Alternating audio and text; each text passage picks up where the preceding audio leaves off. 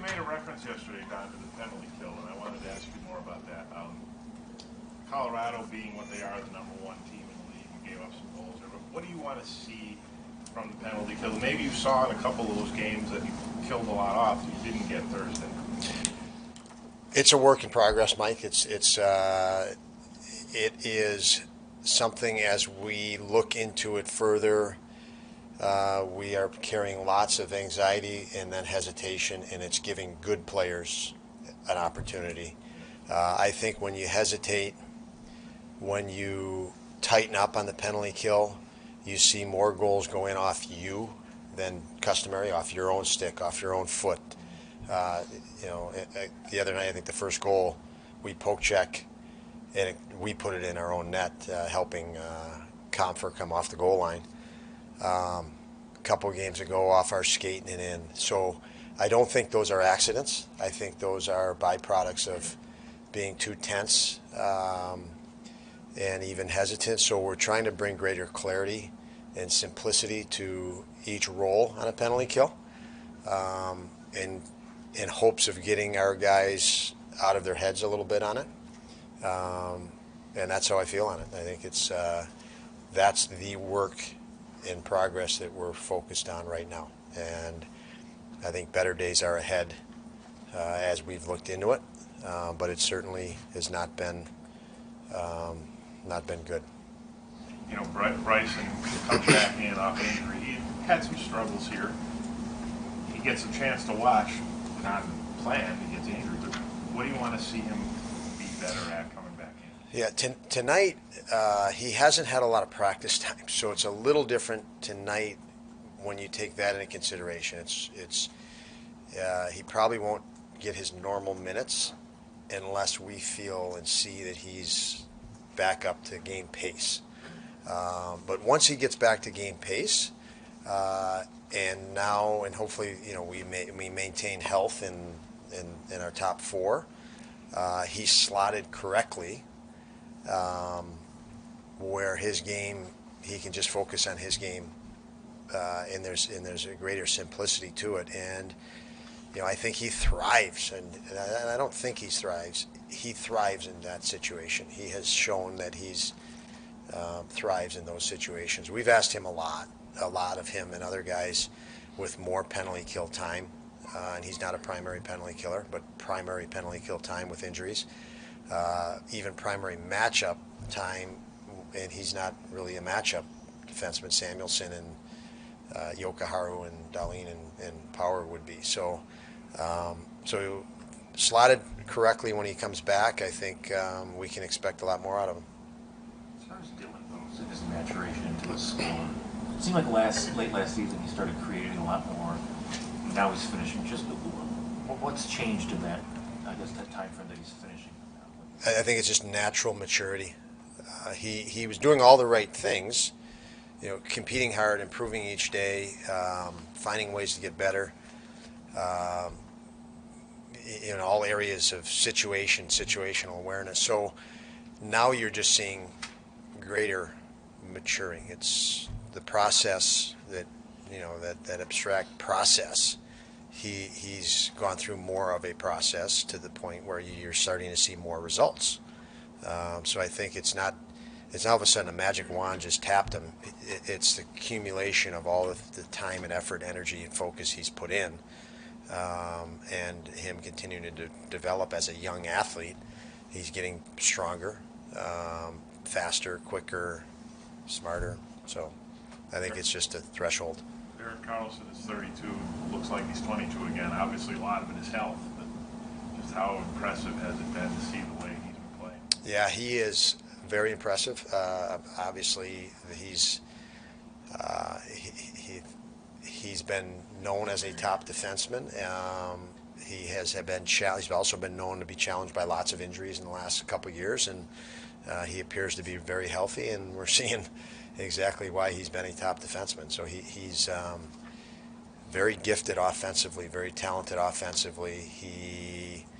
I think he's got 30-some points, 33 points maybe, and that's up among the league leaders in any position, forwards or D, and he drives that offense. So He's definitely a player that's worthy of respect and paying attention to. You're always going to want to start well in a game, but you've got a West Coast team coming in on the end of a road trip on a back-to-back. How much does the start get emphasized even more tonight just on those factors? It does. I think you have to consider what you said as part of it. It's part of the layout for tonight, and we need to be show good jump and good energy right out of the gate, as you would any game. But in particular, you have a team that played last night and a team that's traveled, and so that is a potential advantage that you want to make sure it is an advantage. When you face a goaltender, possibly, who played here last year, who has the advantage? You know him, he knows you, he knows your shooters, you know him. So who has the advantage in that case? Yeah, I think that's a question to be answered after. But it's one that probably who has more experience. If I think of Craig Anderson, he probably has an advantage over a shooter, knowing he's got more experience. So,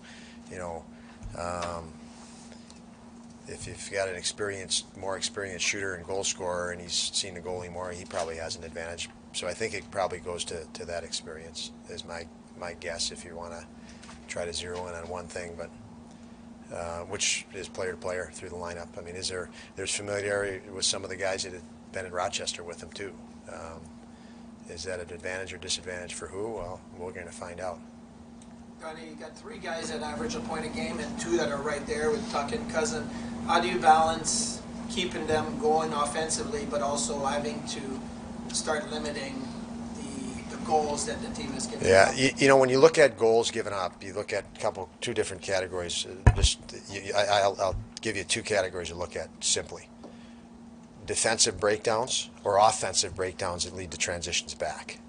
And puck management, handling pucks the right way, a shot and a rebound position on the offensive side.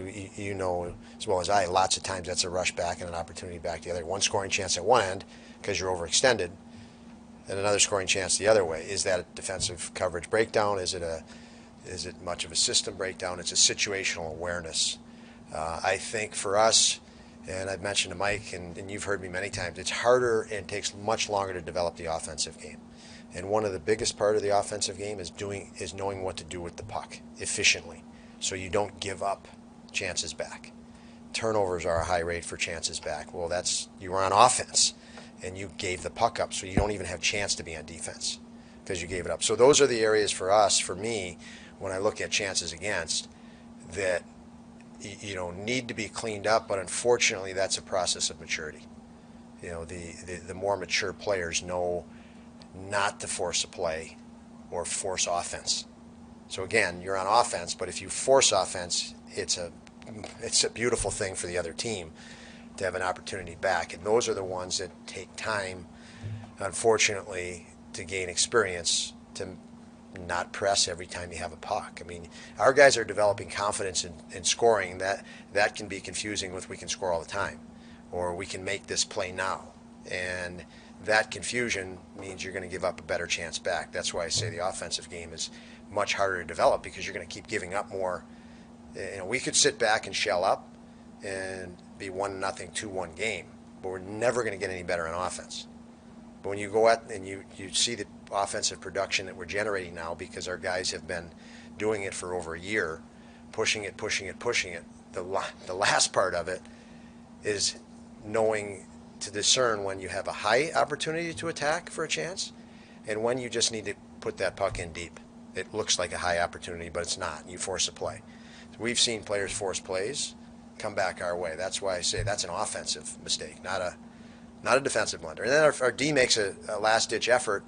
We hang the D, saying, what was this guy doing, or what was that guy doing? Well, the breakdown was way before, and the breakdown was an offensive breakdown, not a defensive one. And that's my point on the things we need to clean up that probably will take some time. So do you have more concern about that area than you do about actual defensive breakdowns and coverage issues in your own game? Well, as an example, in Colorado, we gave up 9 chances against 5-on-5.